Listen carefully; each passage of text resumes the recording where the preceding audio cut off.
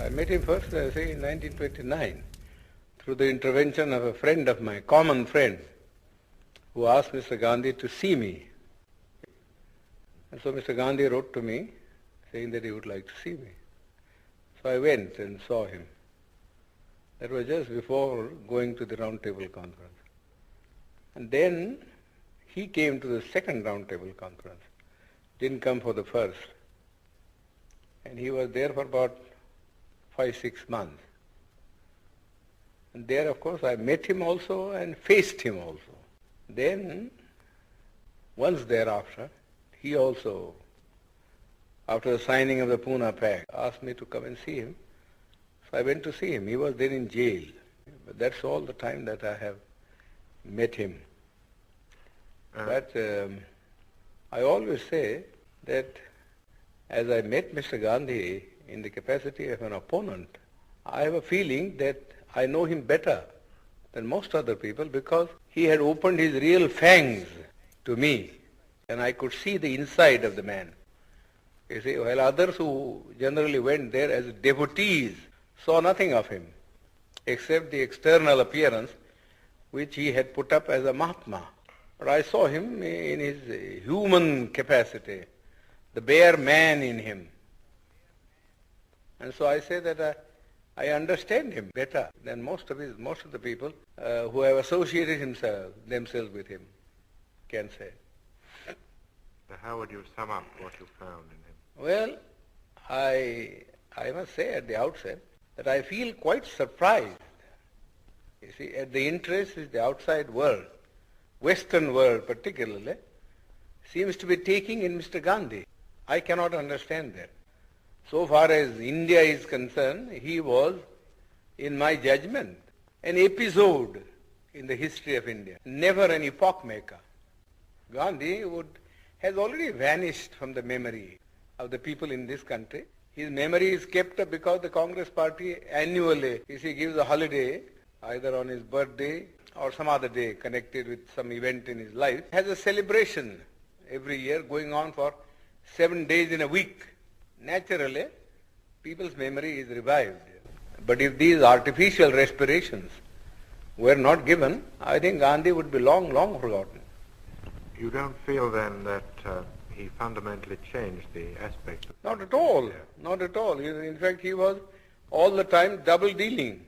He conducted 2 papers, one in English, the Harijan, and before that, Young India.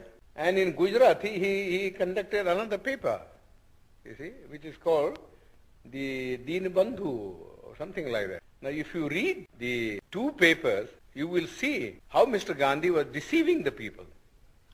In the English paper, he posed himself as an opponent of the caste system and of untouchability, and that he was a Democrat.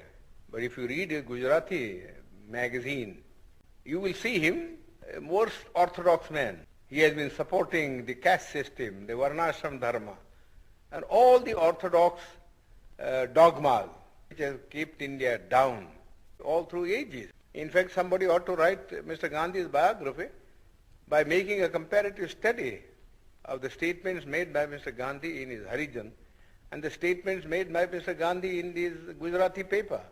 There are 7 volumes of it. The people, the Western world only reads the English paper, where Mr. Gandhi, in order to keep himself in the esteem of the Western people who believe in democracy, was advocating democratic ideals. But you got to see also what he actually taught to the people in his vernacular paper. Nobody seems to have made any reference. All the biographies that have been written of him, you see, are based upon his Harijan and the Young India, but not upon the Gujarati writings of Mr. Gandhi. Then what were his real intentions with regard to the scheduled castes in the structure? Well, he only wanted, you see, there are 2 things about the scheduled caste. We want untouchability to be abolished, but we also want that we must be given equal opportunities so that we may rise to the level of the other classes. Mere washing off of untouchability is of no consequence. We have been carrying on with untouchability for the last 2,000 years. Nobody has bothered about it. You see, nobody is bothered about it. Yes, there are some disabilities which are very harmful. For instance, people can't take water, and people can't have land, you see, to cultivate and earn their livelihood. But the other things which are far more important, namely that they should have the same status in the country, and that they should have the opportunity to hold high offices, so that not only their dignity will rise, but also they will get what I call strategic positions from which they could protect their own people. Mr. Gandhi was totally opposed. Totally opposed. He was content with things like temple entry. Temple entry, that was all the thing that he wanted to do. Which is nobody cares for Hindu temples now.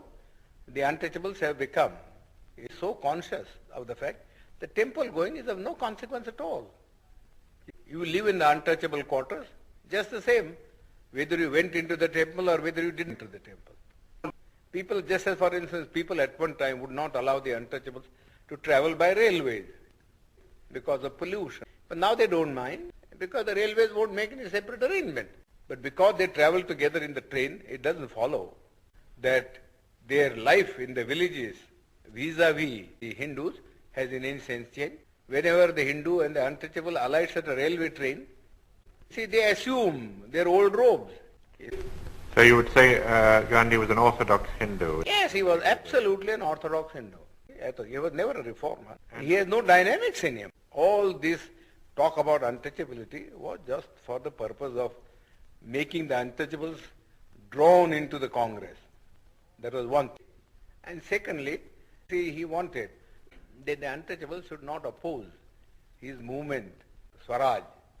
I don't think beyond that he had any real motive of uplift. He wasn't like Garrison in the United States, who fought for the Negroes.